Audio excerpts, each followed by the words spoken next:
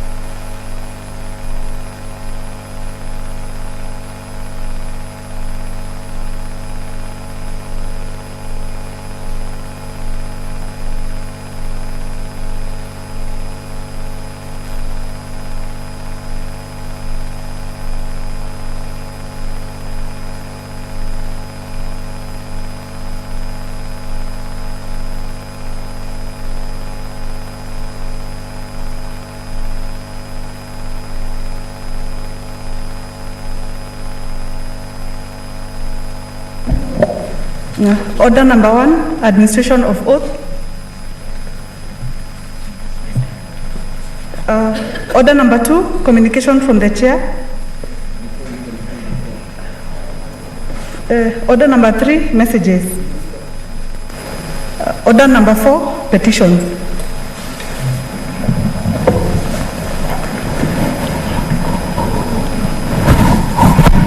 Honorable Senators, I hereby report to the Senate that a petition has been submitted through the clerk by Wilson Amuge Arap Lagat, a resident of Baringo County, concerning alleged corruption, land historical injustices, abuse of human rights, fraudulent use of office for personal gain, and oppression of individual rights. As you are aware, Article 119.1 of the Constitution states that every person has a right to petition Parliament to consider any matter within its authority, including enacting, amending, or repealing any legislation. Honorable Senators, the salient issues raised in the petition are: 1, that plot number Baringo/Perkera 101/178 was declared unfit for use via the letter dated 12th December 1968. Further, a letter dated 16th December 1968 stated that in case there was a buyer willing to buy the plot, they would be required to first clear the outstanding loan.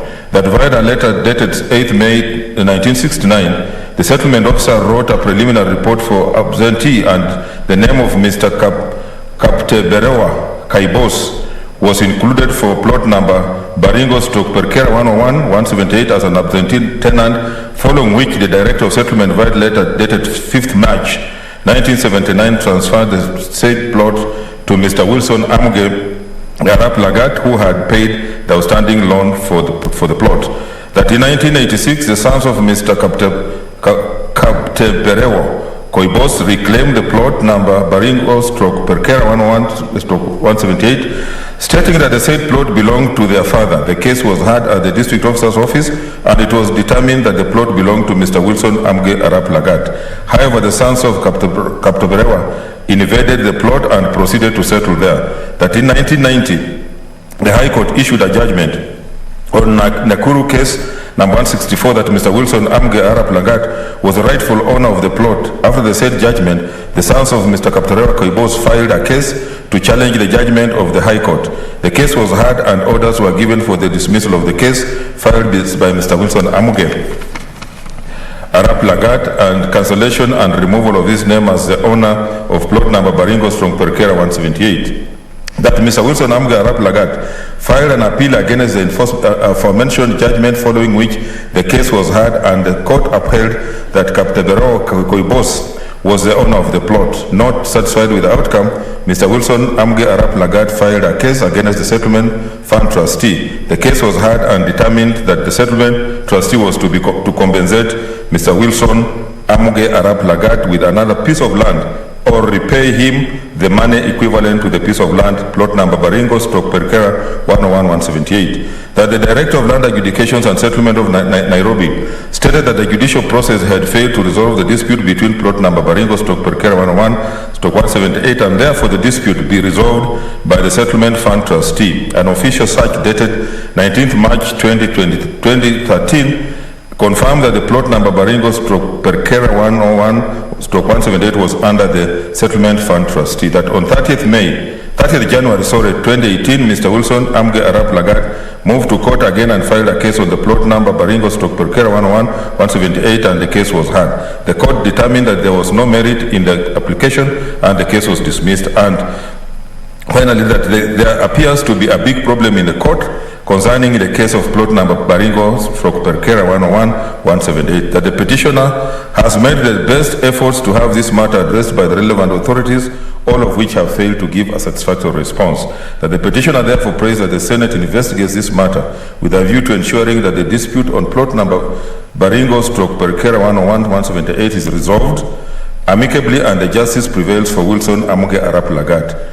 Honorable Senators, pursuant to Standing Order number 231, I shall now allow comments, observations, or clarification in relation to the petition for not more than 30 minutes. What's your point of order?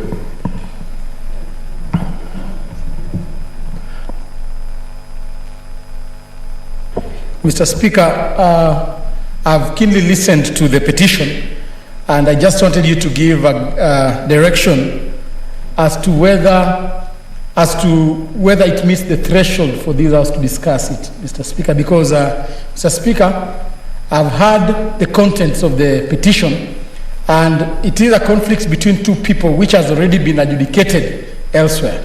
So is this the right forum for us to adjudicate and officiate the matter? I would want us to look at the content of the petition so that we know moving forward if this is the right platform for us to adjudicate it. Thank you.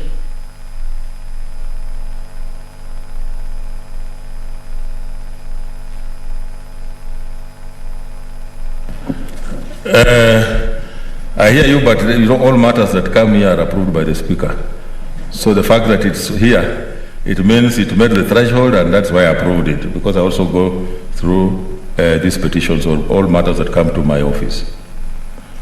And since I don't see any interest, Honorable Senators, pursuant to Standing Order number 2321, the petition should be committed to the relevant standing committee for its consideration. In this case, I direct that the petition be committed to the Standing Committee on Justice, Legal Affairs and Human Rights. In terms of Standing Order number 232, the committee is required in not more than 60 calendar days from the time of reading the prayer to respond to the petitioner by way of a report addressed to the petitioner and laid on the table of the Senate. I thank you. Next order. Order number 5, papers.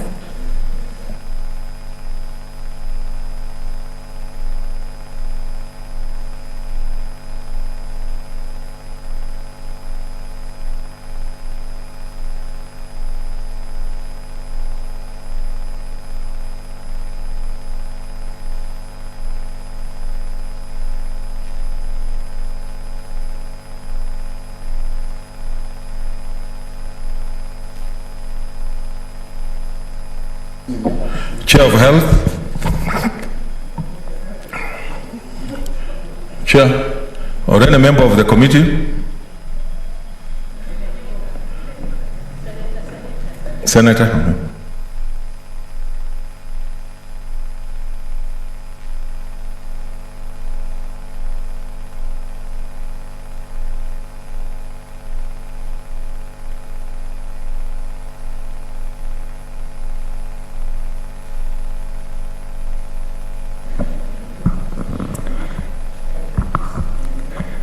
Mr. Speaker, sir, I beg to lay the following papers on the table of the Senate today, 8th July 2021. 1. Report on the stalemate between the Government of Kenya and the United States Agency for International Development, USAID, on HIV and AIDS commodities. And 2. Report of the Standing Committee on Health on the Mental Health Amendment Bill, Senate Bill number 28 of 2020, on behalf of the chairperson.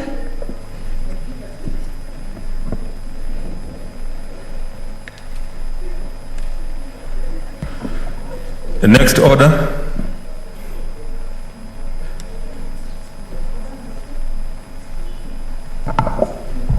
Order number 6, notices of motion. Order number 7, statements. Senator Haniri. Okay. What's your point of order? Senator Wambua.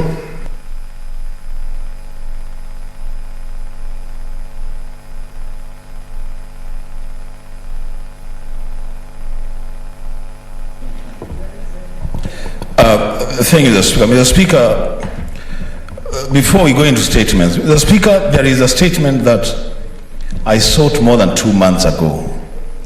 Mr. Speaker, on the issue of the payments for former councillors. And the Committee for Labour had undertaken to process that matter within 14 days. More than 2 months down the line, Mr. Speaker, I have not received any report and no processing has taken place. Mr. Speaker, I raise this matter because the plight of our former councillors, Mr. Speaker, is really, really appalling. Seriously, this House has got to do something or be seen to do something about the plight of those councillors. And if a statement like that, then we would sit here for more than 2 months, we are seen to be responsible, Mr. Speaker. Mr. Speaker, I want direction from you on how do we proceed on that matter. I thank you, Mr. Speaker. I concede Senator Nderitu.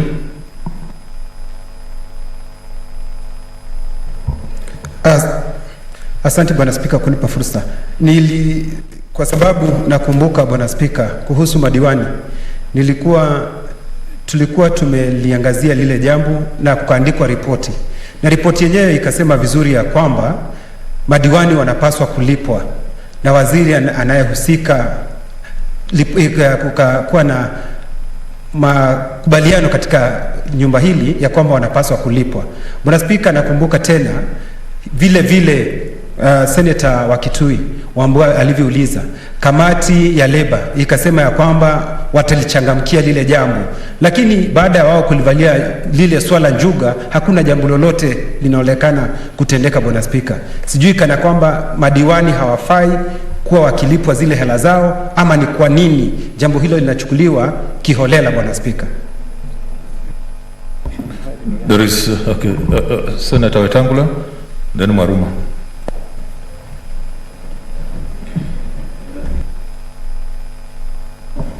Mr. Speaker, that point raised by the distinguished Senator for Kitui is very, very pertinent. Mr. Speaker, we did, prior to the statement, debate the matter of the plight of former councillors in the last Senate, and we unanimously passed a resolution that a mechanism be undertaken and be found to look after former councillors. Thereafter, budgets have come and gone. We never see any item on this issue. Then when the statement by Senator Wambua came, Mr. Speaker, we thought now the committee responsible for labor will take up the matter. You directed 14 days, and we have not seen any progress. This is a budget cycle that is in place for 2021-2022. If anything was to be done, Mr. Speaker, this is the time. You've seen the former vice presidents and the former prime ministers have been paid their dues, and councillors are languishing in abject poverty out there. This House, as the defender of counties and their governments and their people and the people of this country, need to get to the bottom of this, Mr. Speaker. And as I end, Mr. Speaker, I again bring to this House the clarion call that this House must reintroduce the implementation committee. If we had the implementation committee, Mr. Speaker, this is a matter that need not come back to this floor. It would only go to that committee to do the necessary follow-up with the necessary departments of government, the Office of Control of Budget, the Office of Parliamentary Budget Office, the Committee of Budget in the National Assembly, to ensure that whatever we decide and pass here is not in vain, particularly when it touches on the plight of Kenyans who have been in positions of leadership and have contributed so much to the well-being of this country. Senator Maruma. Thank you, Mr. Speaker, for this opportunity. I wanted to report on the issue of former councillors.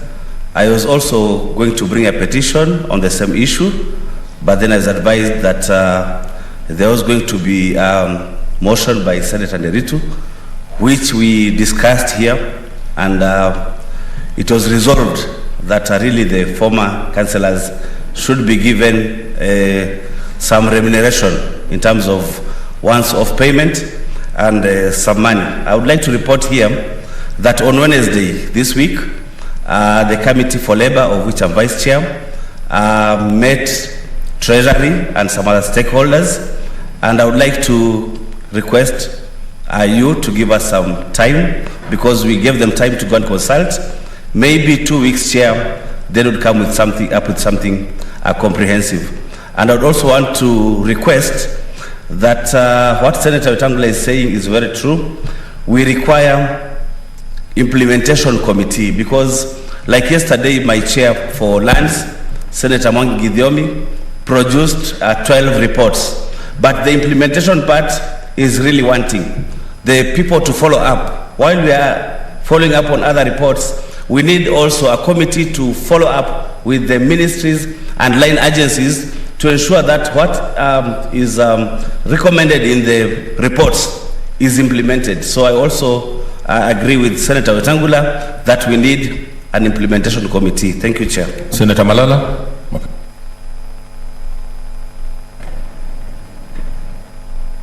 Mr. Speaker, this matter on former councillors is a serious matter, because I've interacted with a number of them back at home, and I must say that they are undergoing a very difficult moment in their lives, Mr. Speaker. And therefore, it is very important for this House, Mr. Speaker, and through your leadership, to give direction. But the big question here, Mr. Speaker, is that we need to have two understanding as pertains the resolutions of this House. One, how binding is a motion passed in this House?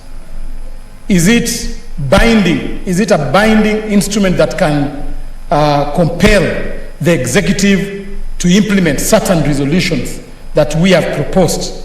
Because many a times we bring here motions, we bring here statements, but upon passage of the same, Mr. Speaker, they do not become action, because most of the executive members feel that they are not a binding instrument to compel them to implement the contents of the motions and the statements. Second, Mr. Speaker, I think as my colleagues have suggested, it is important for this House, Mr. Speaker, to consider bringing back the implementation committee, because we have seen most of the resolution of this House not being followed up by the respective committees. And Mr. Speaker, I have seen people working in contempt of resolutions of this House. A case in example is recently, Mr. Speaker, when the Committee on Agriculture resolved and gave directions on the advertisement of bidders for Mumia Sugar Company, Mr. Speaker. One of the governors, a reputable member of the society, went to a function in Kakamega County and said that Senate has got no powers to direct somebody who was summoned before the committee, Mr. Speaker. And therefore, Mr. Speaker, moving forward, it is very important, Mr. Speaker, for us to ensure that we have... There's a point of order. I'm on a point of order. Oh, he's on a point. Oh, sorry. Yeah, He's on a point of okay. And my good friend, Senator Wetangula, has been here long before. He knows he cannot stand on a point of order when I'm... You know, you said he didn't know, so... Okay, now you know my uncle. Thank you. My distinguished uncle. As I finish, Mr. Speaker, I was emphasizing the point that we need to have an implementation committee, Mr. Speaker, so that whatever we resolve in this House can be actionable and can be followed up. But failure to do that, Mr. Speaker, then we shall be engaging in what we call an exercise in futility by passing resolutions which are not implemented. Thank you. Senator Wetangula, you still want to? Okay. Maybe just to respond to what Senator Malala is asking, actually is found on Standing Order number 215, reports on Senate resolutions. He says the clerk shall, within 7 days of a resolution of the Senate or adoption of a report of a select committee, convey the resolution and, where applicable, a copy of the report to the relevant cabinet secretary, independent commission, or holder of an independent office under whose portfolio the implementation of the resolution falls. So it's normally reported to the relevant agencies for implementation. Yes, Senator Wetangula.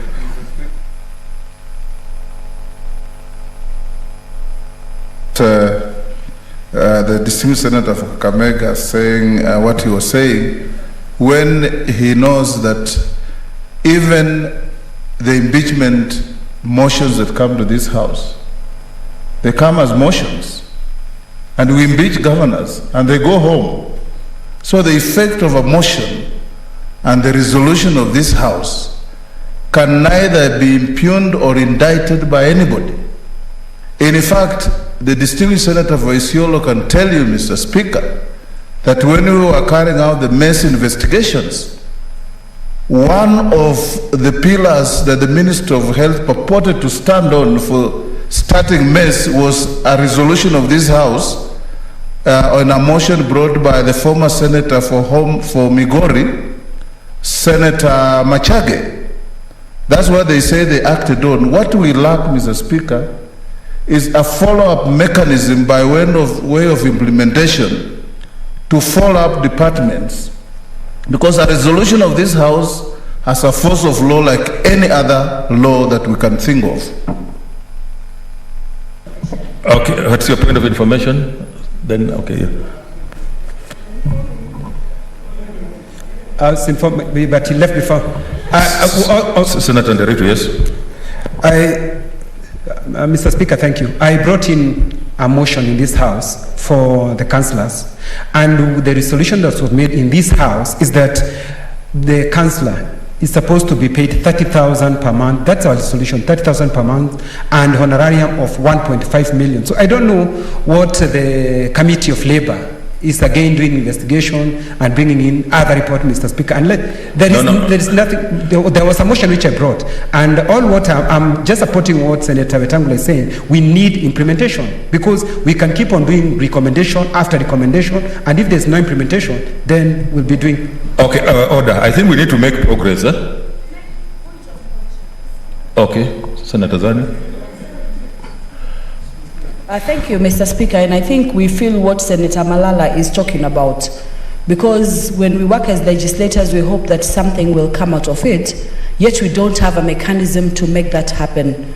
on today's order paper, we have the Parliamentary Powers and Privileges Amendment Bill that tries to penalize a public officer. So first identification of a public officer where that issue should go to, and then a penalty for that public officer not following through. At least so that at the end of the day, whatever we do means something. Because we can stay here for so long and make so many resolutions. We've had the debate of the implementation committee on and off, but we have to find a mechanism that finally will work so that we can see the fruits of our labor in this house. Thank you, Mr. Speaker. I want to, no. Let's make progress.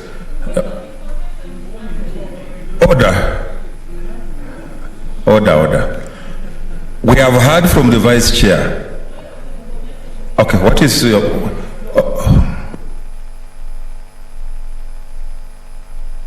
Thank you, Mr. Speaker. I just wanted to bring to your attention and to the attention of the House that I undertook myself to collect signatures from members here to request you to help us form the Committee of Implementation.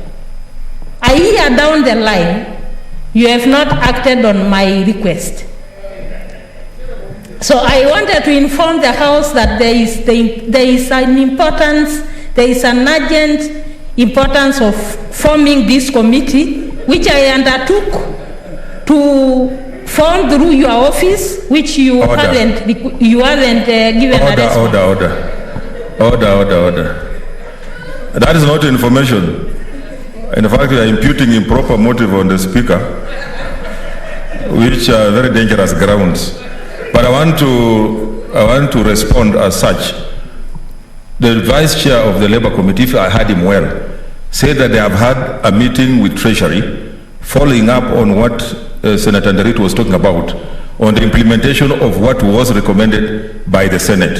So I was going to direct that, because of the weight of this matter, because even when we also go home, councillors are asking us about their fate. And we know that Senate had done a good job, so they have been wondering where this matter went. So I'm directing that committee, within the next 14 days, bring a progress report on where the matter is with the Treasury, because we must now move with speed. On this other matter, on the implementation committee, yes, Senator Dulo, what is it?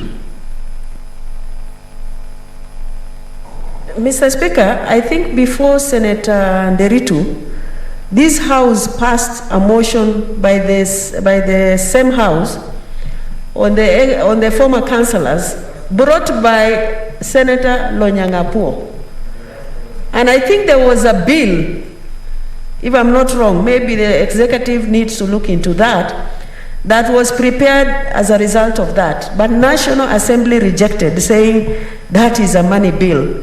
So maybe you need to follow up, as the executive need to follow up and really get to know what is happening before maybe Labour Committee looks into that, and maybe feed whatever information you get into what Labour Committee is doing. Thank you. Okay, it seems to be a mix-up, but I think we will make a follow-up because it's extremely urgent that we get a resolution. On the matter of implementation committee, the matter has been discussed by the relevant committee. I think it's a live matter, and there were arguments for and against it. I think you just need to conclude it and undertake to conclude the matter so that we are able to move forward. Because when we had a last meeting, there were those who were for it, others were saying it was there, it was not effective, and that's why it was removed. So, but anyway, let me undertake to give a feedback on that. Next order, Senator Haneri.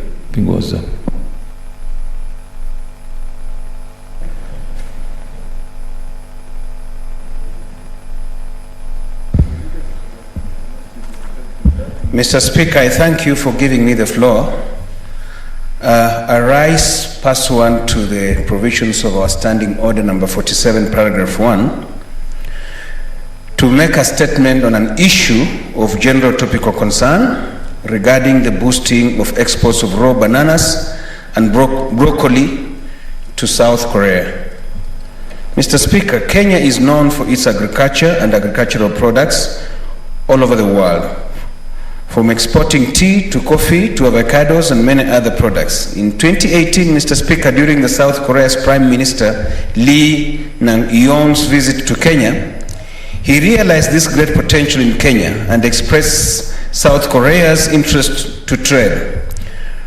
Prime Minister Lee Yon pledged to support the key regions that produce broccoli and raw bananas in Kenya, especially due to the rapidly increasing demand of these items in his country, South Korea. Mr. Speaker, in his pledge, the Prime Minister stated that South Korea's Animal and Plant Quarantine Agency, APQA, would exempt raw bananas and broccoli from Kenya from undergoing the very stringent pest risk tests and measures. The pest risk analysis, PRA, strictly tests fruits, vegetables, and plants for the presence of pests. These tests usually lead to goods worth millions being destroyed, returned to the exporter, or banned from the country in totality if they do not meet required standards. However, South Korea has waived these tests for Kenya and only require that the products be accompanied by a phytosanitary plant health certificate issued by the Kenya Plant Health Inspectorate Service, KEFIS. Mr. Speaker, back in 2018, when South Korea expressed their interest by waiving these requirements, it was expected that production and export of the two products, unripe bananas and broccoli, would shoot. However, 3 years down the line, and no major changes have been reported with regards to production or export. Even with this ease of entry into Korea market, exporters are yet to increase their sales to South Korea, and production of the two still remains the same. Mr. Speaker, a very good opportunity has been presented to us. Getting our products in South Korea will not only do good for the farmers, but for the Kenya's economic growth, especially in this trying time of COVID-19. It will also very greatly boost our foreign relations with other countries and maybe even present more and bigger opportunities for farmers and Kenya at large. That we are not scrambling to grab this opportunity is very baffling to me, Mr. Speaker. Mr. Speaker, we are the leaders of this country, and as leaders, we need to look for our people and our economic growth.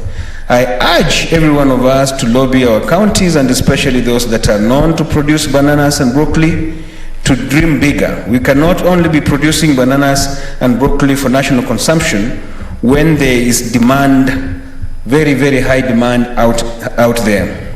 Farmers need to ramp up their production, produce high quality product, and enter into international distribution. Let us not allow such opportunities to go to waste, Mr. Speaker. I thank you. I want to manage our time well because we have so many statements. So the riders, please, I'm sorry. Today you will not ride. Next, Senator Kasanga. Senator Anwar Oloitiptip. Oh. I'm here, Mr. Speaker. Sorry. Mr. Speaker, sir, I rise pursuant to Standing Order number 47-1 to make a statement on an issue of general topical concern, namely the activities of the Forum of Parliaments for Member States of the International Conference of the Great Lakes Region for 2020. Mr. Speaker, sir, Kenya is a member of the Forum of Parliaments of Member States of International Conference of the Great Lakes Region, FPICGLR. This forum brings together the national parliaments of 12 ICGLR member states with a view to incorporating a parliamentary dimension in addressing the root causes of conflict as well as constraints to development in the Great Lakes region. The member states of the FPICGLR are Angola, Burundi, Kenya, Uganda, Central African Republic, Republic of Congo and Democratic Republic of Congo, Rwanda, Sudan, Southern Sudan, Tanzania, and Zambia. Mr. Speaker, sir, the forum works through committees that comprise of the Executive Committee, the Committee of Economic Development, Natural Resources and Regional Integration, the Committee on Women, Children, Vulnerable Persons, the Committee on Peace and Security, the Committee on Democracy and Good Governance, and the Committee on Humanitarian and Social Issues. During the 2020 session, the forum, like many other parliamentary organizations, was greatly affected by the effects of the prevailing COVID-19 global pandemic. However, the forum was able to move above and beyond the challenges of the pandemic by utilizing technology to implement its programs and activities.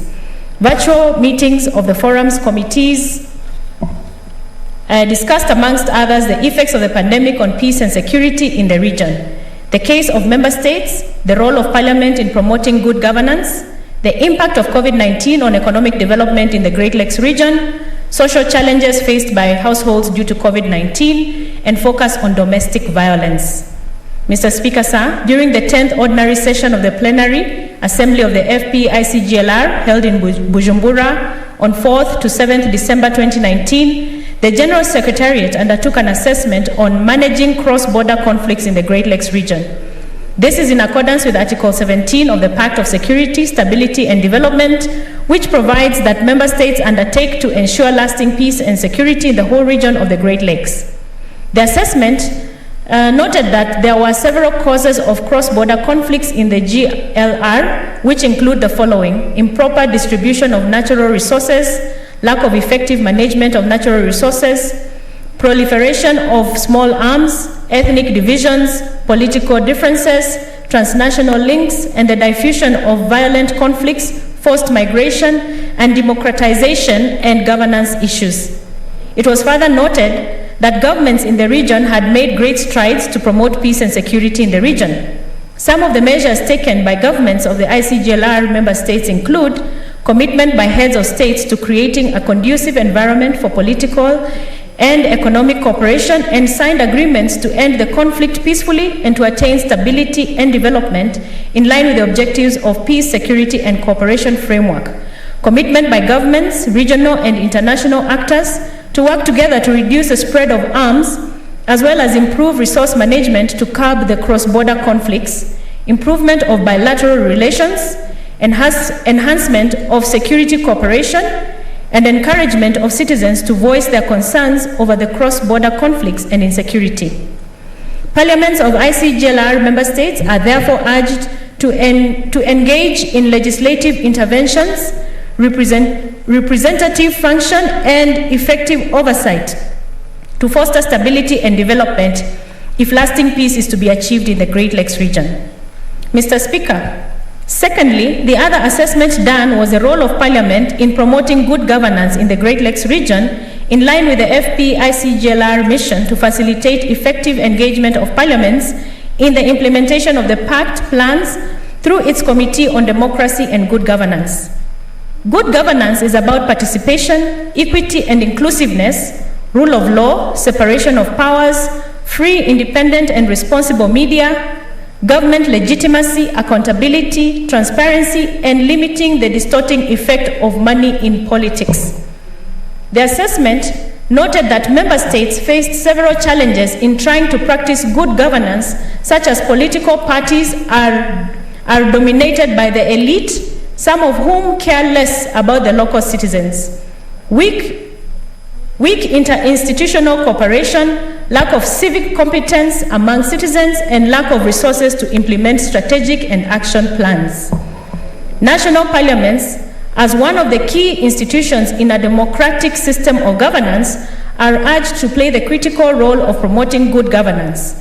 They can ensure that governments and member states of the ICGLR are constituted by people, of the people, and for the people, actively engage in the development and implementation of laws, policies, and practices that promote good governance, respond to the growing public desire for greater involvement, information, accountability, and better service delivery to the people of the Great Lakes region, engage better with citizens of the region in decision-making process, ensure that they have programs that connect them with the citizens at the grassroots level, and promote and strengthen oversight role of the executive. Mr. Speaker, in conclusion, the 11th ordinary session of the plenary assembly of the forum took place virtually on 7th May 2021. At this event, the Right Honorable Speaker of the Senate, Senator Kenneth Lusaka EGH MP, was nominated to be the president of the FP-ICGLR and will hold this position for a period of 1 year as per the forum's accord. I take this opportunity to congratulate our Speaker and by extension the Senate for election of this position. I thank you. Thank you so much. I don't know that the senators were following. You have not acknowledged that I'm the president of... Okay, next statement, Senator Anwar Loitiptip, deferred. Senator Moranga Irungu Kangata, deferred. Senator Irungu Kangata, absent. Senator Dr. Abdullahi Ali.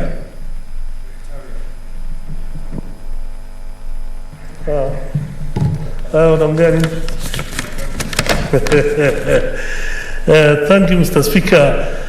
I have a lot of stories here, but I don't know now. This one I can't read it. I don't know because 48.1 I have to ask questions, but anyway, let me see what I can do. Mr. Speaker, sir, I rise pursuant to Standing Order 48.1 to seek a statement from the Standing Committee on National Security, Defense and Foreign Relations regarding flight suspension between Kenya and Somalia. At present, it has been opened, but these things has caused a lot of harm. In the statement, the committee should provide the justification, if any, for the suspension by the Kenya government of flights to and from Somalia. To explain if the government has put in place measures to mitigate the losses Kenya aviation industry is incurring on a daily basis as a result of the suspension.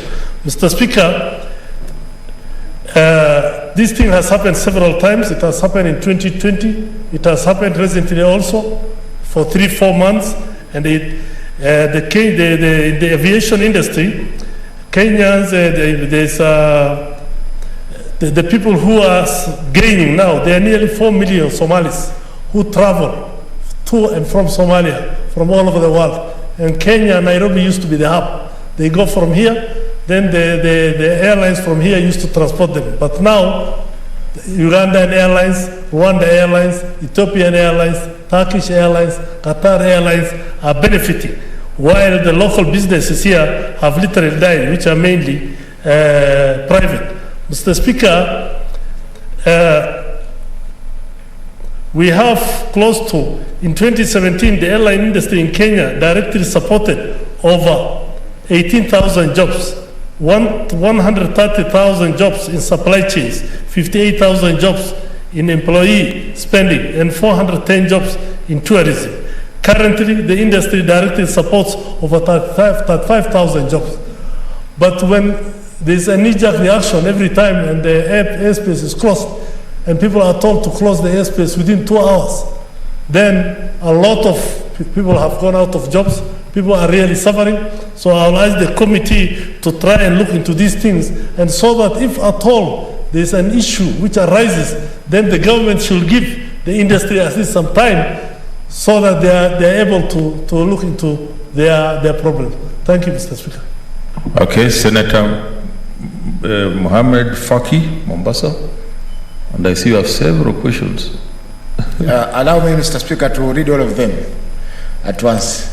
Thank you, Mr. Speaker, sir. Mr. Speaker, sir, I rise pursuant to Standing Order number 48.1 to seek a statement from the Standing Committee on Roads Transportation on the suspension of ferry services to pedestrians. In the statement, the committee should explain the reason or reasons for the suspension of ferry services to pedestrians in Mombasa County from 4 a.m. to 8 a.m. in the morning and from 4 p.m. to 8 p.m. in the evening daily. Number 2, state whether the public participation was conducted before the decision to suspend the service was made. And thirdly, explain what the government is doing about the resultant congestion at the ferry for the whole day, regardless of the peak hours, and in view of the current outbreak of COVID-19 pandemic. Mr. Speaker, sir, nimesimama kuambatana na kanuni ya 48(1) ya kanuni za kudumu za Bunge la Seneti ya Kenya kuomba kauli kutoka kwa kamati ya habari, mawasiliano na teknolojia kuhusu kucheleweshwa kwa ulipaji wa mishahara ya wafanyikazi wa shirika la posta nchini. Katika kauli hiyo, Mheshimiwa Spika, kamati inapaswa kwanza kuelezea sababu za shirika hilo kuchelewa mara kwa mara kulipa mishahara ya wafanyakazi wake.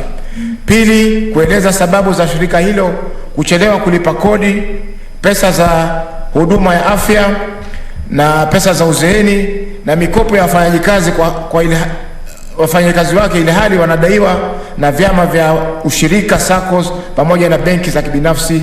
Na tatu, kueleza hali ya kifedha ya shirika hilo ikifikiriwa kwamba wafanyakazi wake huenda wakakosa ajira iwapo shirika litafilisika. Asante Mheshimiwa Spika. The last one, Mr. Speaker. Okay. Mr. Speaker, I rise pursuant to Standing Order 48-1 to seek a statement from the Standing Committee on Trade, Tourism, Industrialization on the current status of the Mamangina waterfront in Mombasa County. In the statement, Mr. Speaker, the committee should, one, state who is currently managing the Mamangina waterfront. Two, state the reason why the facility has not been handed over to the Mombasa County government and yet tourism is at full function. And three, state why there has been frequent closures of the facility, even to the extent of denying residents access to the waterfront and the Mamangina Drive, which is a public road. Yet there has been no gazette notice stopping people from accessing the said road. Thank you, Mr. Speaker, sir. This next statement is by Senator Moses Wetangula.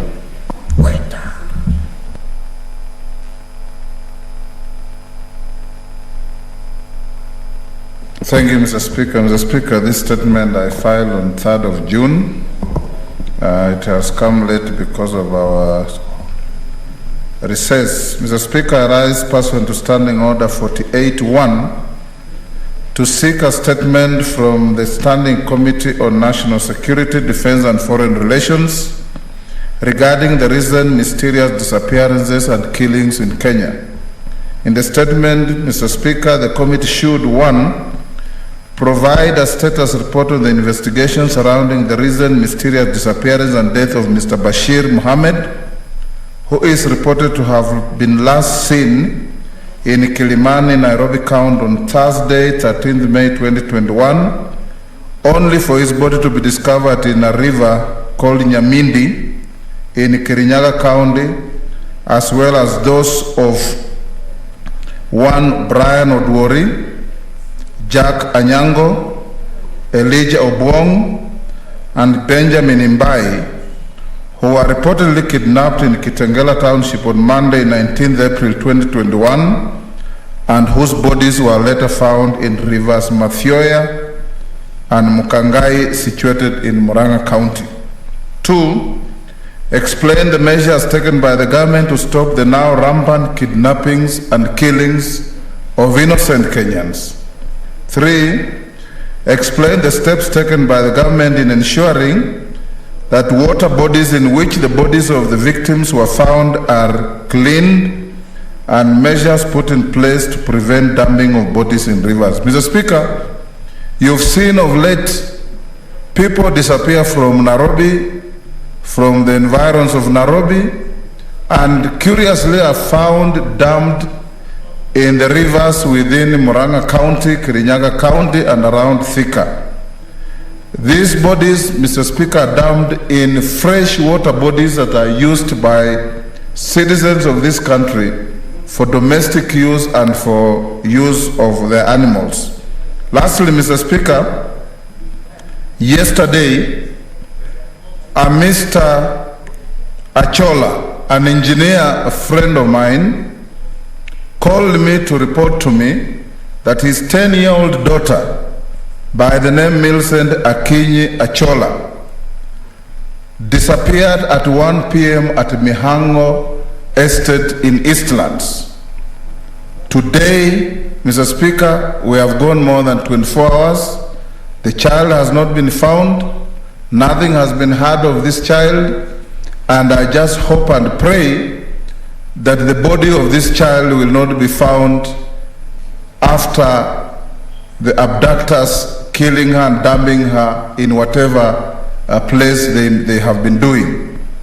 I want to acknowledge, Mr. Speaker, that I reported this particular case to the DCI, Mr. Kinoti, and he assured me that he's setting a squad to Mihango to try and investigate the disappearance of this grade 4 child who just disappeared from their parents' house and nobody knows where it is. We want an assurance from the state, Mr. Speaker, that the duty to protect the lives and properties of innocent Kenyans is sacrosanct, and that we can't have people disappearing and later their bodies being found dumped in rivers, stuffed in sacks, and mutilated, and we are seeing no arrests, no prosecutions. Thank you, Mr. Speaker. Thank you. Next statement by Senator Petronila Were.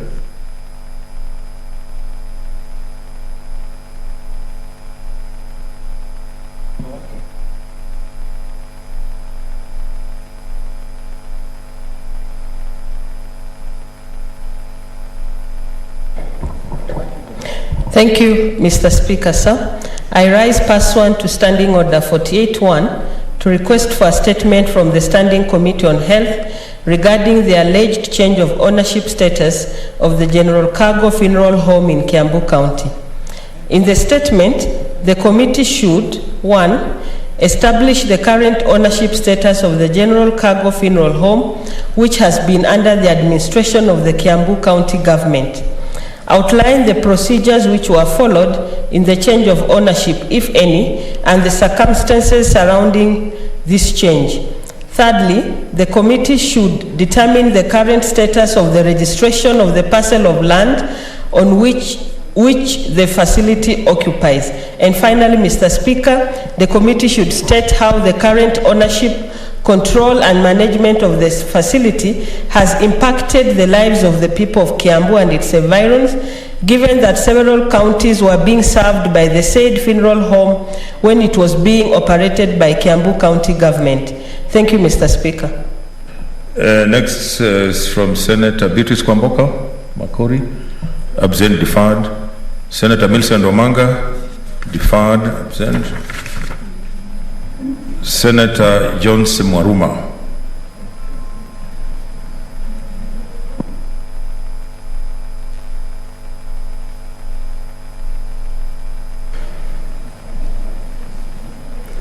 Thank you, Mr. Speaker, for this opportunity to request for statement on delay of construction and relocation of Voi Girls Secondary School. Mr. Speaker, I rise pursuant to Standing Order 48-1 to seek a statement from the Standing Committee on Education regarding the delay in construction of Voi Girls Secondary School in Voi, Taita Taveta County, which is in the process of being relocated to a new site due to construction of SGR by Kenya Railway Corporation.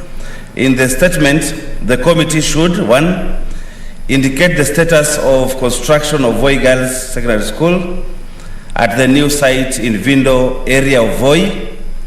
2, explain the reasons for the delay in completion of the project. 3, state the expected date of completion of the project. And 4, state the projected cost of the project and indicate the amount paid so far. Thank you, Mr. Speaker.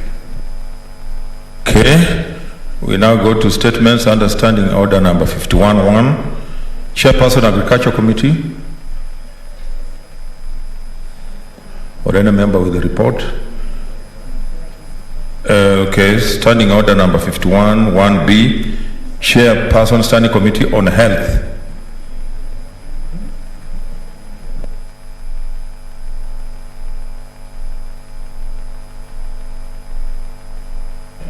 Labor Committee, I'm told, requested to submit their report next week.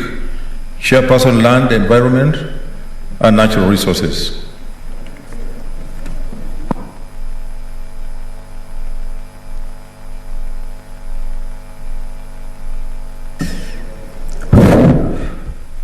Thank you, Mr. Speaker.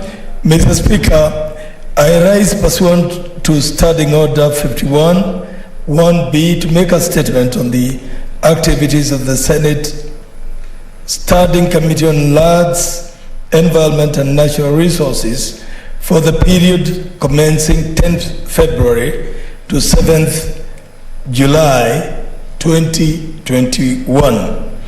Mr. Speaker, sir, during the period under review, our committee held a total of 45 sittings, considered 2 bills, 15 petitions, and 3 statements. The committee also held 5 engagements with the stakeholders to respond to the petitions, statements, and a committee inquiry, and further requested for written submissions from members of the general public on the 2 bills. Mr. Speaker, sir, in respect to bills, the following were considered: the Wildlife Conservation and Management Amendment Bill, Senate Bills number 30 of 2020, and the Natural Resources Benefit Sharing Bill, Senate Bill number 25 of 2020. On the aforesaid bills, views were collected from the public by the committee, and the report on the Wildlife Conservation and Management Amendment Bill, Senate Bill number 30 of 2020, has already been tabled in the Senate. For the Natural Resources Benefit Sharing Bill, Senate Bill number 25 of 2020 is currently awaiting adoption by the committee and shall be ready for tabling in the House in the forthcoming week. Mr. Speaker, sir, regarding statements, 3 statements were sought, one by Senator Judith Pareno, MP, on human-wildlife conflict in Kajiado County. But another one by Senator Moses Otieno Kajwangi, MP, on dredging and sand harvesting activities around Takawiri Island in Lake Victoria. And a statement requested by Senator Aaron Cheriot, MP, on the construction of the Koru Soini Dam in Kericho and Kisumu counties. The committee has since met the Ministry of Tourism and Wildlife on the statement by Senator Judith Pareno, MP, met the Cabinet Secretary, Minister of Water and Sanitation and Irrigation on the statement by Senator Aaron Cheriot, MP, and is awaiting for a response from the Ministry of Environment and Forestry, and statement by Senator Moses Otieno Kajwang, MP. Mr. Speaker, sir, with regard to petitions, the committee has one of the most critical mandates that directly affect the citizens, and that is land environment matters.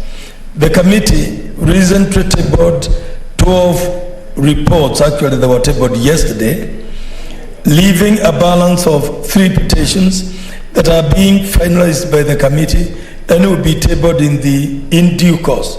There are 4 other petitions that are also before the committee that were committed to be handled jointly with other committees that the committee will now prioritize for its completion, now that a bulk of the petitions have been completed by the committee. Mr. Speaker, sir, in respect of county visits in the period under review, the committee scheduled county visits were slightly hampered by the COVID-19 pandemic, but eventually, in May and June 2021, the committee was able to conduct a site visit in Taita Taveta County on the 26th and 27th March 2021. The residents of Mkamenyi village in Voi, sub-county of Taita Taveta County, on the alleged encroachment of land belonging to Mkamenyi residents by Voi Point Limited in Taita Taveta County. Residents of Musabweni village in Voice Sub-County of Taita Taveta County on the alleged impeding evictions of Musaboni residents by a private company. Residents of Mwakitao in Mwatate Sub-County, Taita Taveta County on the petition on Mwakitao and ownership dispute between Mwakitao residents and Isanga Iwishi Group Ranch and the representatives of Mashugwani's quarters on the petitions on the alleged delayed adjudication and the settlement of squatters on Mashugwani land in Taita Taveta County after expiry of the lease. Mr. Speaker, sir, the committee conducted another site visit on 28 May 2021 to Thuakedam, Makueni County, following a petition by the Makueni County Assembly Committee on Environment and Climate Change on the adverse effects of rock blasting by the construction of Thuakedam, rather the contractors of Thuakedam. Another county visit that was conducted by the committee was to Mombasa and Kwale counties on 19th and 20th February 2021 respectively. The visits were to the Wajomvu community on a petition regarding the alleged historical land injustices involving plot number 162/V/MNCR1070 and to Kwale County following a request through the office of the Speaker by Senator Boy Isa Juma Boy, MP, on the eviction of residents from plot number land reference 4572 situated in Diani, Kwale County, and to residents residing next to the Ukuda airstrip following the eviction notice against them. Mr. Speaker, the committee would like to highlight the following areas that will form part of its business for the next quarter. Clear the pending petitions, which are 4 petitions. Engage relevant stakeholders on the matter of climate change that is now a global challenge, and engage the National Treasury and other stakeholders on the matter of mining, royalties, and the status of disbursements to communities. Mr. Speaker, sir, I beg to stop at that point.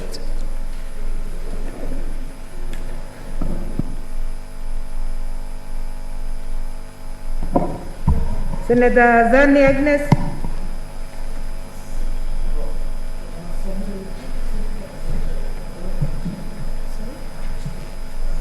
Senator Zani, did you ask to speak on this?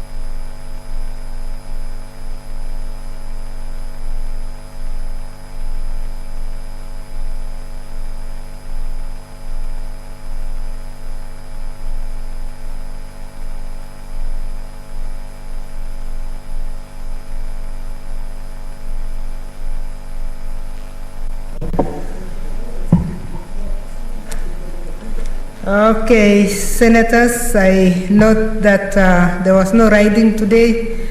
Senator for the chairperson, Standing Committee on Health.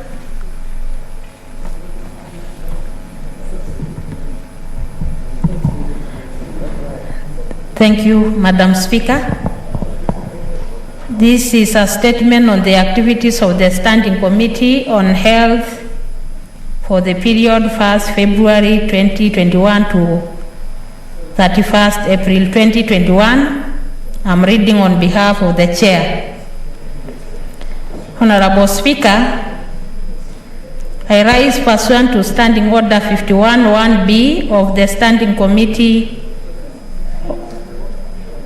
of the Senate Standing Orders to make a statement relating to the activities of the Standing Committee on Health for the period under review. Honorable Speaker, on bills, the committee considered 2 bills during the time of review as indicated below. One,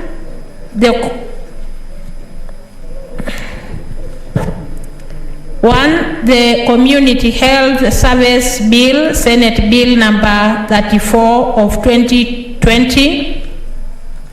Honorable Speaker, the Community Health Service Bill was sponsored by Senator Dr. Agnes Zani, MP. It was read a first time in the Senate on the floor on 4th March 2021. Following this, it was committed to the Standing Committee on Health for consideration and facilitation of public participation in accordance with Standing Order 141 and 5. The committee has concluded its consideration of the Community Health Services Bill and has adopted its report and committee stage amendments thereon for tabling.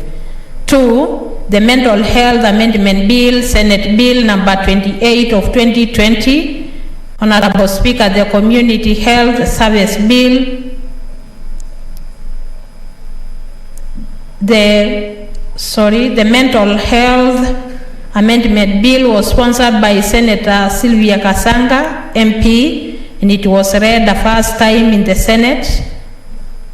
Following this, it was committed to the Standing Committee on Health for consideration and facilitation of public participation in accordance with the Standing Order 141 and 5. The committee has concluded its consideration of the Mental Health Bill and has adopted its report and committee stage amendments.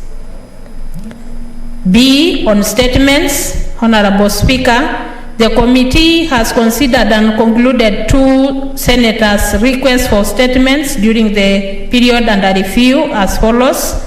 Statement sought by Senator Petronila Lokori-Owere, MP, on the state of affairs at the Busia County Referral Hospital.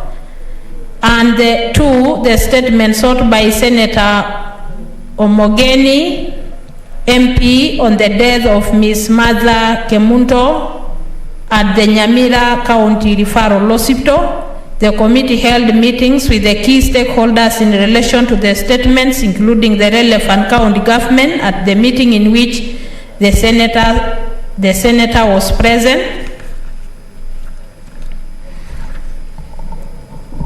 Further to the above, the committee sought for and concluded the statement from the Ministry of Health on the following. 1, the status of nationwide COVID-19 vaccine rollout. 2, alleged stalemate between the government of Kenya and USAID on HIV and AIDS commodities. 3, emergency authorization for the importation and distribution of the Russian manufactured Sputnik COVID-19 vaccine in Kenya. And 4, cancellation of licenses to private sector entities in the importation, distribution, and administration of COVID-19 vaccines into Kenya.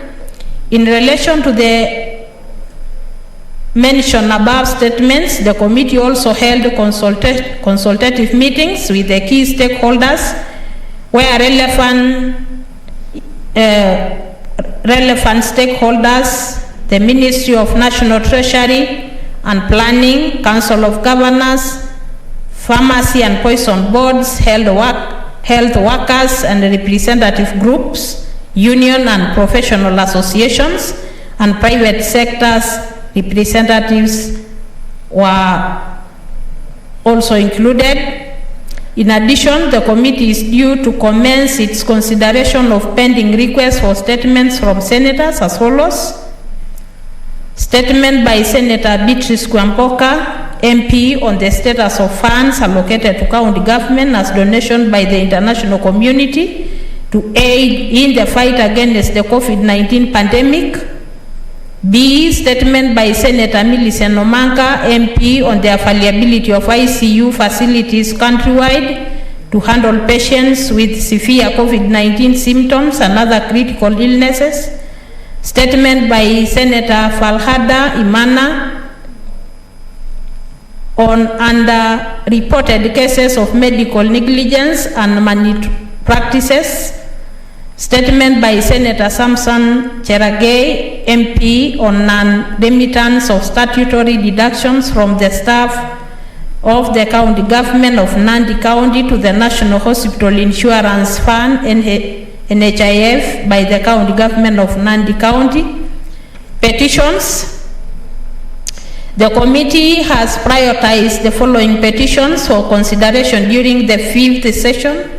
A petition on the allergic double taxation of pharmacies in Kenya by Mr. Collins A. Omolo.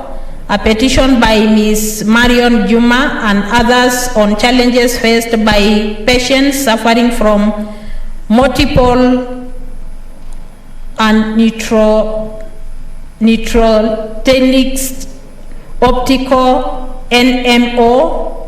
A petition by Mr. Stephen Obudo on proposed amendments and additional provisions to the Cancer Prevention and Control Amendment Bill 2019.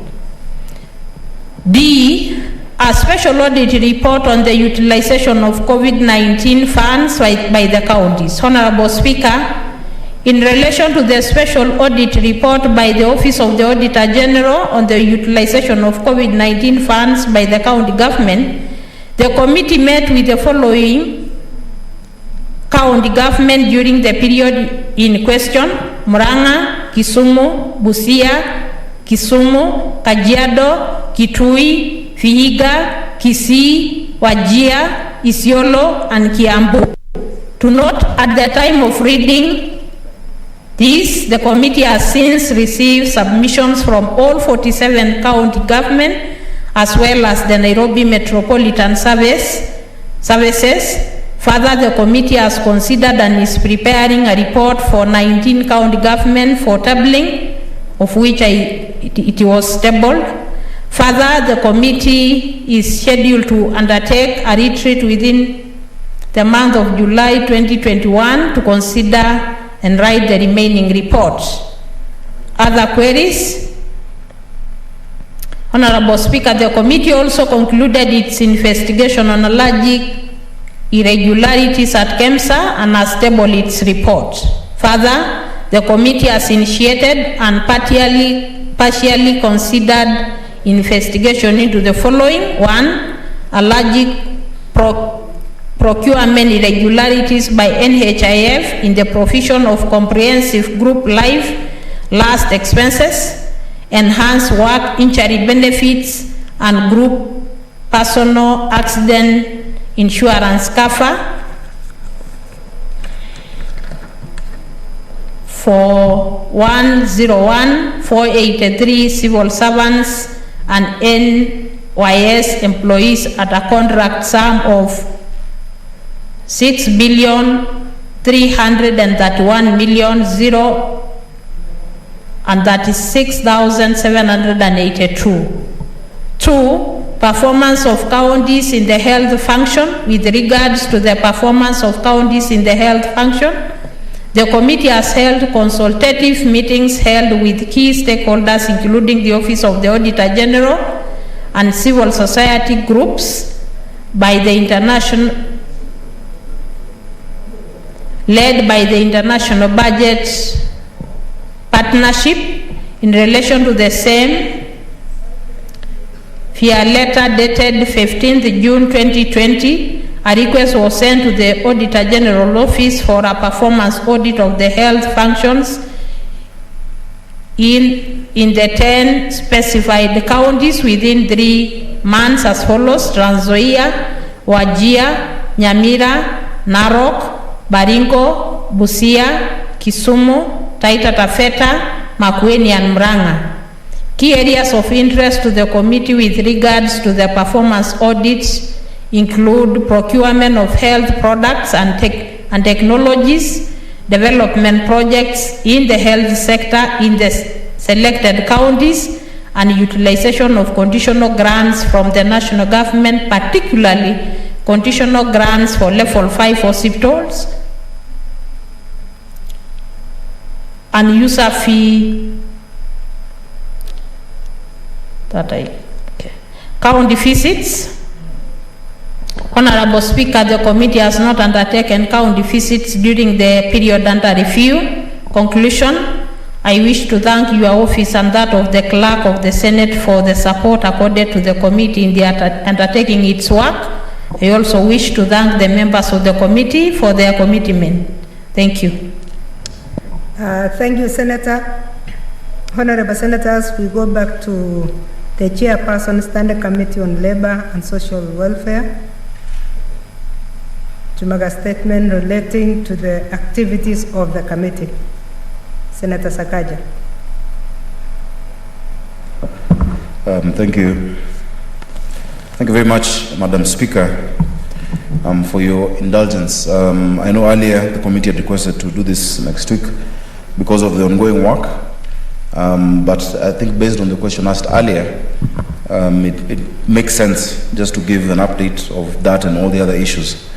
So, Madam Speaker, I rise pursuant to Standing Order 51, 1B, to make a statement on the activities of the Standing Committee on Labor and Social Welfare for the period commencing 1st of January 2021 to 30th of June 2021.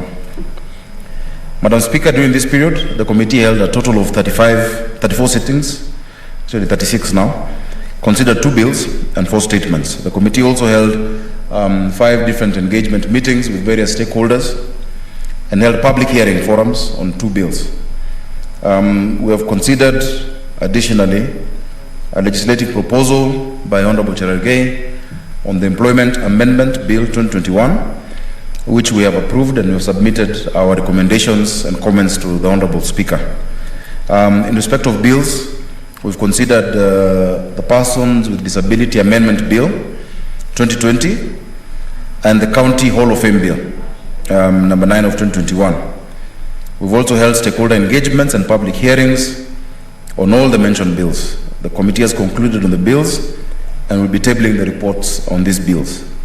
Madam Speaker, we have had 4 statements that are committed to us and reported on 2 statements.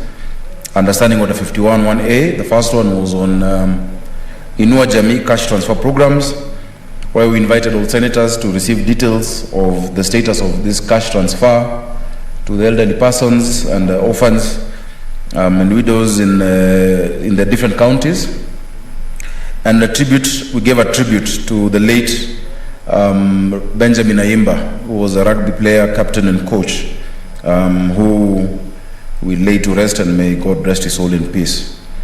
There are 4 statements that have been committed to this committee under Understanding Order 48.1. The first one, of course, is the status of operations of the Kenya Scouting Association by Senator Petronila Were Lokorio, who is a former scout like me. The second one is delays in payment of work injury benefit and other related compensations to staff in county governments by Senator Dr. Abdullahi Ali, who forgets to sometimes tell you how we have intervened severally in his county, including payment of people who the county government was not paying. The former governor. As well as on national government interventions to cushion persons with developmental disabilities in line with the Big 4 agenda on universal health cover. This is by Senator Dr. Isaac Mwaura. Madam Speaker, the committee has been following up, and this question has just been asked, I think, under statements, the matter of payment of one-off honorarium and pension to former councillors, which is both a statement and a Senate resolution. In fact, it's a resolution that has been resolved twice by this House. Yesterday, Madam Speaker, we met the former councillors under the auspices of the National Councillors Forum, led by Dr. Gitau, former councillor. The previous week, together with Senator of Nyandarua Gidiomi, Senator Gidiomi, we met the leadership of that forum. That included the former Deputy Mayor of Nairobi, Lawrence Ngasha, former Deputy Mayor Ali Mwanzo, former Councillor Norbert Oduri of High Ridge, and a number of them, and they brought those issues. Yesterday we met with them, and the National Treasury wrote to us asking for postponement.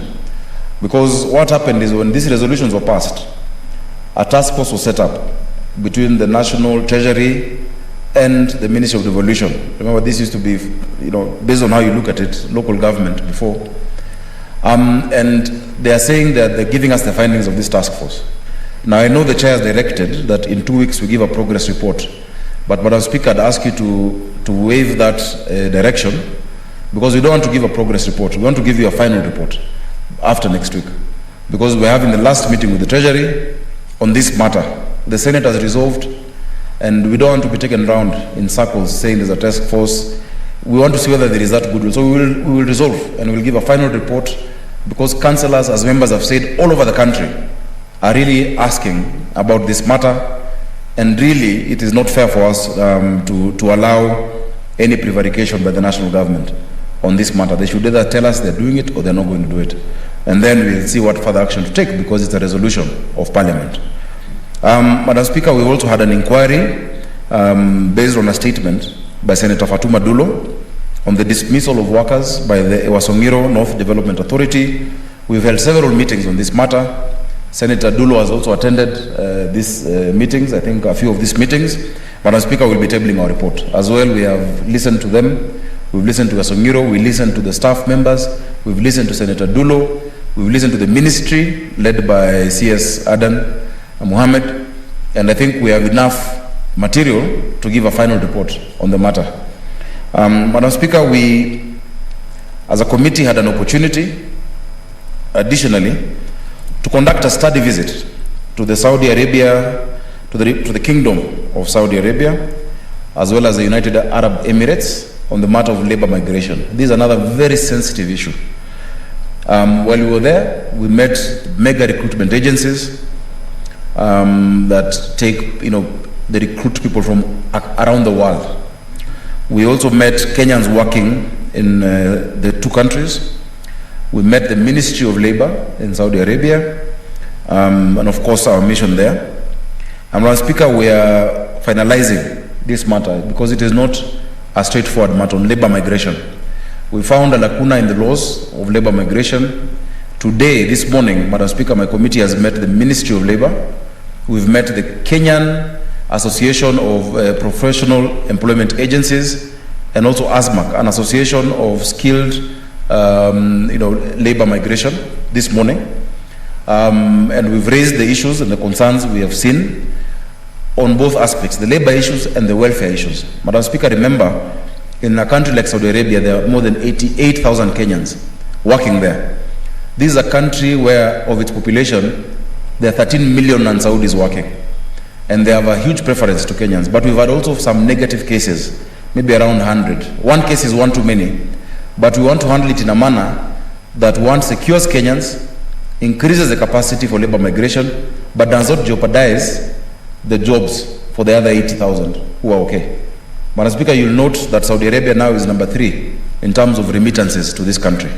And so it is a cocktail of hits and misses, and we want to correct those issues. So next Wednesday, and I've just discussed with the Cabinet Secretary of Foreign Affairs just an hour ago, the Ministry of Foreign Affairs is going to join us, together with the National Employment Authority and the mega recruiters from Saudi, and we will have a virtual meeting so that we can clear all the pending issues and ensure those Kenyans who might feel they're stuck elsewhere can come back home, but we have proper, predictable, and accountable labor migration framework where whoever leaves this country to go work, because it's a choice, can be accounted for at all times, Madam Speaker.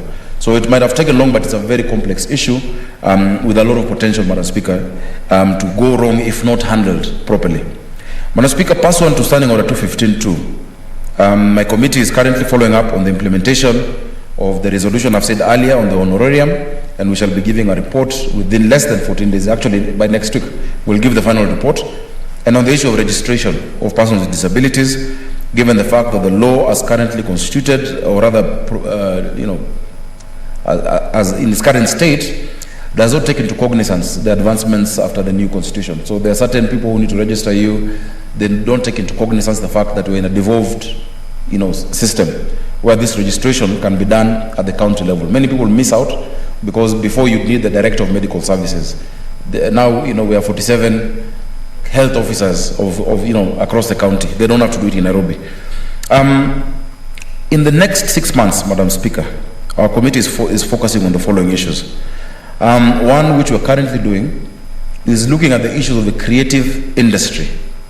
The creative industry, Madam Speaker, is a frontier, a huge economic frontier for our country. We have a lot of talent, but it's not being managed well. Madam Speaker, if you look at a country like Nigeria, the second biggest employer is Nollywood and the creative sector.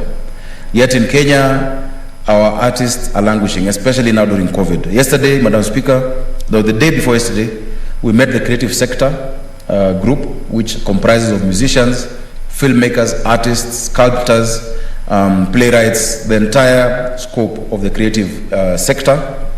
We also had the Ministry of Sports, Culture and Heritage, together with the entire leadership. We had the Kenya Film Commission, we had the Kenya Film Classification Board, and the Kenya Copyright Board. It was a very long meeting from 9:30 to 2 p.m. And that meeting we were able to raise all the issues around the sector and then categorize them into with timelines of what to deal with first. And next Tuesday, we are then now meeting the Attorney General, KECOBO, which is the Kenya Copyright Board, the Communication Authority of Kenya, and the Media Owners Association. Madam Speaker, senators will be, I don't know if they're shocked or they expect this, but they'll be interested to learn that our broadcasting houses right now owe musicians and content producers 500 million shillings in unpaid royalties. And Madam Speaker, these broadcasting houses are not paying for content by Kenyans, yet they're showing us Alejandro and Mexican soaps and Nigerian music, which they are paying for, and they're getting advertising revenue. Madam Speaker, we want to unlock this to make sure that we rectify this situation and make sure our artists are able to get their dues. We want to look at the issue of collective, the CMOs, the organizations that collect on behalf of the artists, including MCSK, PRSK, and CAMP. Madam Speaker, there was a forensic audit that the President asked for during the funeral of De Matthew, the late musician from Gatanga. And in the course of our meeting yesterday, we were able to speak to the DCI, who has shared his final report, and heads are going to roll because, Madam Speaker, those who have been eating and pilfering money meant for our young people, musicians and artists, cannot go scot-free. So this is ongoing, and the final meeting will be next week. We shall also give a report to make sure that these activities and even the levies and charges being charged by different county governments that are curtailing the creative sector can stop. Madam Speaker, we're also inquiring and looking at the sports sector, which is doing well in many respects. Madam Speaker, I am just from flagging, or rather I joined the President in State House when we were flagging off the Olympics team just this afternoon. And in many different federations and other sporting areas, Madam Speaker, we are bringing together the federations, we're bringing together the coaches and the player associations to look at how we can strengthen the different, especially the key sports that we have in this country. Madam Speaker, you realize you have a Sports Arts and Development Fund, which runs into billions. Of course, a huge percentage of that has gone to UHC. Yet, it was meant to ideally target sports and arts more than anything else. So, Madam Speaker, we're inquiring into that. We've met with the Sports Arts and Development Fund leadership, and we'll be giving a report again to this Honorable Senate. We plan some county visits, Madam Speaker, in August 2021. We plan to go to Bomet, Kisii, Nyamira, and Kericho to investigate on the issues affecting workers in the tea sector. Madam Speaker, we also intend to do a county visit to Isiolo County. I'm hearing requests, not go throwing requests. Senator Ledama, on our way to Bomet, Kisii, Nyamira, we can pass by Narok. But also, not just pass by, I know there are a lot of labor issues in our counties. And when we go to these places, what we do, we bring together the labor committees in the county, we listen to the issues of workers around that area, we're able to look at sporting facilities, because my committee has a very wide mandate, Madam Speaker, as you might notice. The committee will be conducting public participation on the Heritage and Museums Bill, Senate Bill number 22 of 2021. That is in the next few days. This committee, Madam Speaker, has prioritized, because we are getting into the last phase, really. We have less than 400 days to the next election. So we want to make sure we've addressed all aspects in our mandate. We have prioritized the welfare of children during this period.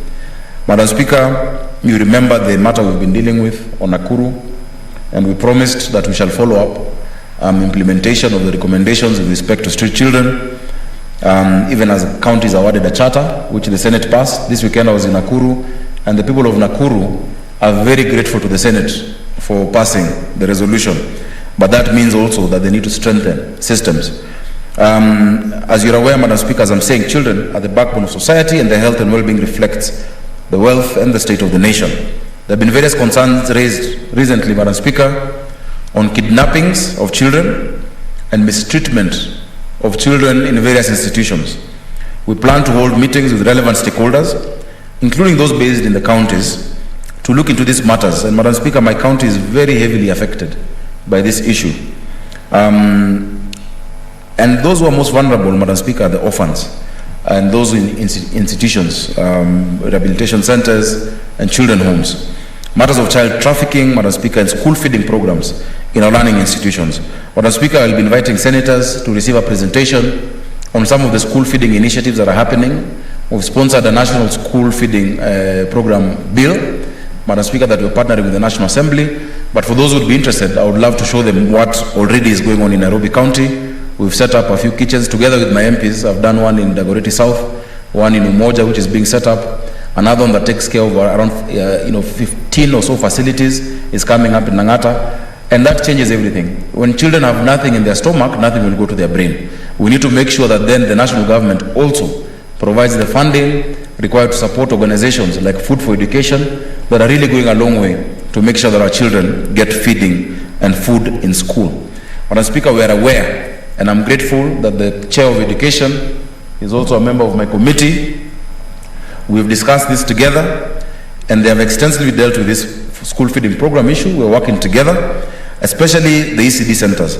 But we realize that the nutritional value of the programs and cascading up to secondary school level is also extremely important. In as much as primary and secondary are not devolved, it's not something that we can be able to ignore. Madam Speaker, I wish to conclude, and I thank my committee members who have been very, very active, led by the Vice Chair, Senator Mwaruma, Senator Milgo, Senator Madzayo, Senator Kwamboka, Senator Githiomi, Senator...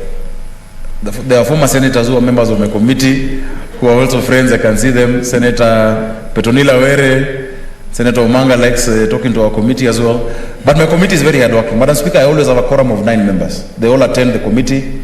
And many times, in fact, yesterday when Senator Githiomi was being given accolades, I forgot to say that despite the huge task he has in Lands Committee, many times he comes on board and he chairs Labour Committee when I'm not available, and he does an amazing job. I think he should get the title of Super Chair, Madam Speaker. With those many, and also I want to thank my staff, led by Monate Shaban. I have a new clerk assistant called Kibet. My entire team, including my sergeant at arms, have been very, very supportive, and that is why we're able to achieve what we've been able to achieve. Thank you very much, Madam Speaker. Thank you, Senator.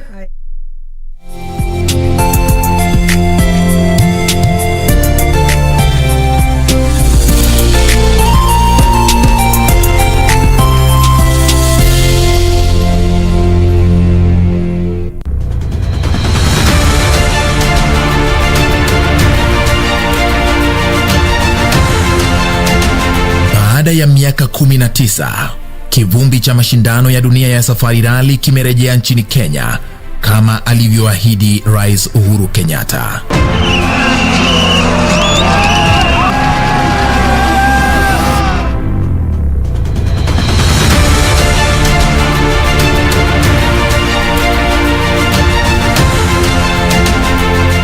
Wiki hii kwenye Project 254 tunajivunia si kama vijana na wale wenye wanatambua kudrive, at least serikali imetutambua. Hizi mbio za safari rally naziona ziko sawa kwa kuwa zime boost kazi yetu kulingana na mapato yetu ya kila siku. Hiyo vumbi ndio pesa. Yes, hiyo vumbi ikuje hivi ndio pesa inakuja. Tunashukuru sana kwa hiyo vumbi. Ijumaa saa 2:30 jioni kwenye